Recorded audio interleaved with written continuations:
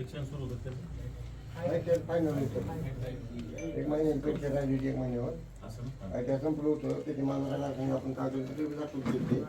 नोकरीवर पण जाणार होता मांजरा कारखान्यावर ठरलं होतं घ्यायचं आपण मांजरा कारखान्यात नोकरी करतोय पण त्याला पण तिथून मांजरा कारखान्यात चाललं होतं घेतलं होते पाठवून द्या म्हणजे कंपनीचे कागदपत्र पण घेऊन पाठवून द्या तिथं घेऊन टाकू आपण त्याला एवढं क्लिअर जाऊ शकतो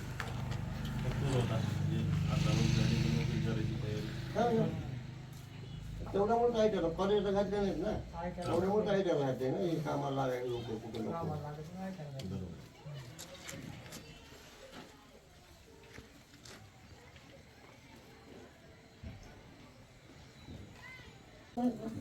मौजे टाकळी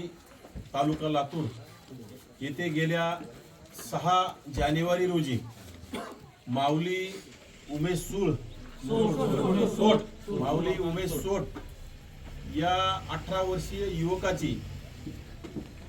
प्रेम प्रकरणाच्या नावाखाली कुठंतरी मुलीचं त्या मुलावर प्रेम होतं मुलाचं त्या मुलीवर असेल परंतु ती मुलगी ज्यावेळी या सोट कुटुंबियांच्या घरी आली होती आणि या सोट कुटुंबियांनी स्वतःचा मोठेपणा दाखवून त्या मुलीला समजावून सांगण्याचा प्रयत्न केला की योग्य नाही आणि तू तुझ्या घरी जा परंतु तोच राग मनात धरून काही दिवसांनी ज्यावेळी विधानसभेच्या प्रचारादरम्यान धामधूम सुरू होती आणि अगदी या गावामध्ये एका पक्षाची काँग्रेस पक्षाची सभा होती उमेदवाराच्या संदर्भात सभा एकीकडं आणि काही गावगुंडांनी जे स्वतः अभिमन्यू पवार जे अगदी मुख्यमंत्र्यांचे लाडके आमदार म्हणून ओळखले जातात त्या अभिमन्यू पवारांचे एक हस्तक किंवा राईट हँड म्हणावं लागेल अशा माणसाने संघटित गुन्हेगारीचा गुन्हा यांच्यावर मकोका सुद्धा लागला पाहिजे खरं तर यांनी एकत्र येऊन 20-25 लोकांनी या माऊलीला हातात जे मिळल पायानी लातानी काठ्यानी गजानी अगदी गाडीच्या शॉकअपनी अतिशय दुर्दैवी अशी मारहाण करण्याचं काम केलं ज्यामध्ये माऊलीचा हॉस्पिटलमध्ये खूप असा 5-25 लाख रुपये या कुटुंबानी गरीब कुटुंबांनी 2 एकर शेती विकून त्याच्या उपचारासाठी खर्च केला परंतु दुर्दैवानं तरी सुद्धा आपल्याला त्यामध्ये यश आलं नाही आणि माऊलीला आपल्यातून हिरवून घेण्याचं काम झालं परंतु आमची सकल ओबीसी समाजाच्या वतीनं आमची मागणी आहे खरं तर आरोपींना जात नसते आज बीड जिल्ह्यामध्ये स्वर्गीय संतोष देशमुख यांची हत्या झाली त्यामध्ये सुद्धा आम्ही वारंवार सांगत आलो की संतोष देशमुखांना न्याय मिळाला पाहिजे आणि संतोष देशमुखांच्या मारेकऱ्यांना फाशीची शिक्षा झाली पाहिजे त्यांना सुद्धा तेथील काही स्वयंघोषित आणि जातीवादी नेते त्या आरोपींच्या मकोका लागावं म्हणून मागणी करत आहेत ते नेते या आमच्या गरीब धनगर समाजातील आमच्या ओबीसी समाजातील माऊली सोट या व्यक्तीच्या कुटुंबियांना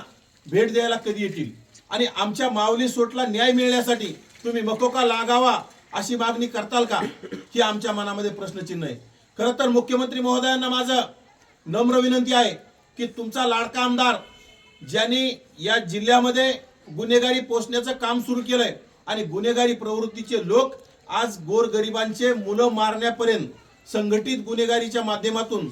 25-25, 50-50 लोक एकत्र येऊन एकाला मारण्याचा घटनाक्रम करत असतील तर अशा लोकांवर मकोका लागला पाहिजे अशा लोकांना नक्कीच फाशी झाली पाहिजे अशी आमची मागणी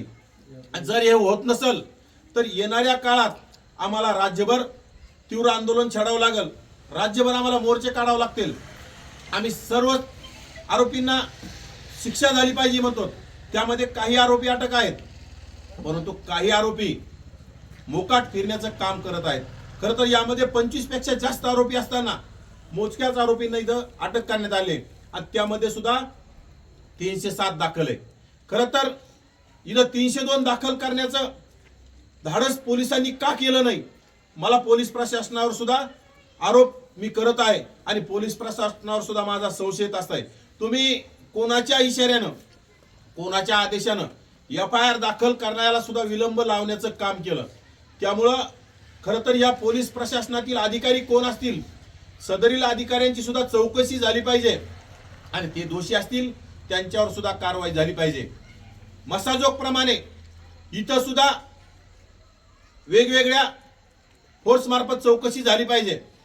मसाजोग प्रमाणे इथं सुद्धा न्याय देण्यासाठी या राज्यकर्त्यांनी लक्ष घातलं पाहिजे आणि हा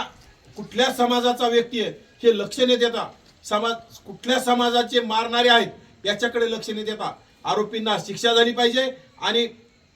जे सोट कुटुंबीय आहे याला न्याय मिळण्याचं काम झालं पाहिजे. खरं तर या कुटुंबाची परिस्थिती हालाकीची असताना 2 एकर शेती विकून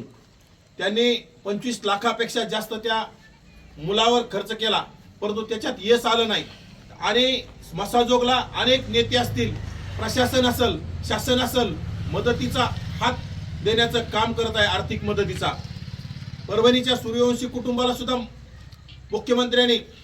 मदत देण्याचं आश्वासन दिलंय. त्याप्रमाणे आमचं सुद्धा म्हणणं आहे की या सोट कुटुंबियाला सुद्धा आपण मदत देण्याचा मोठेपणा दाखवाल का, आणि तो आपण दाखवला पाहिजे. नाहीतर नक्कीच आमच्या मनामध्ये की आम्हाला या असं जाणून येईल की आम्ही कुठेतरी ओबीसी समाजामधील आहोत, आम्ही कुठेतरी वेगवेगळ्या घटकामधील असल्यामुळे आमच्याकडं राज्य सरकारचं आणि राज्यकर्त्यांचं लक्ष नाही, असं सुद्धा येणाऱ्या काळात तुमच्यावर आरोप झाल्याशिवाय राहणार नाही. त्यामुळं नक्कीच या आरोपींना फाशीची शिक्षा झाली पाहिजे. या सर्व 25 पेक्षा जास्त आरोपींना मकोका लागला पाहिजे आणि येणाऱ्या काळात या कुटुंबियाला संरक्षण मिळालं पाहिजे. खरं तर या सोट कुटुंबियाला हे जर आरोपी पुन्हा सुटले तर नक्कीच यांच्या घरात येऊन यांना हाणण्याचं काम, त्यांनी मुलाला मारल्याच्या नंतर सुद्धा यांना घरात येऊन हाणण्याचं काम केलं, तेही काठ्या कुऱ्हाडीनं मारण्याचं काम केलं, हे पुन्हा सुद्धा यांना हाणायला सुद्धा मागं पुढं पाहणार नाहीत. त्यामुळं ह्या अशा जातीवादी आणि अशा गुंडशाहीच्या लोकांना कठोर शासन झालं पाहिजे, यांना फाशी झाली पाहिजे, त्यांच्यावर मकोका लागला पाहिजे, अशी आमची कळकळीची विनंती.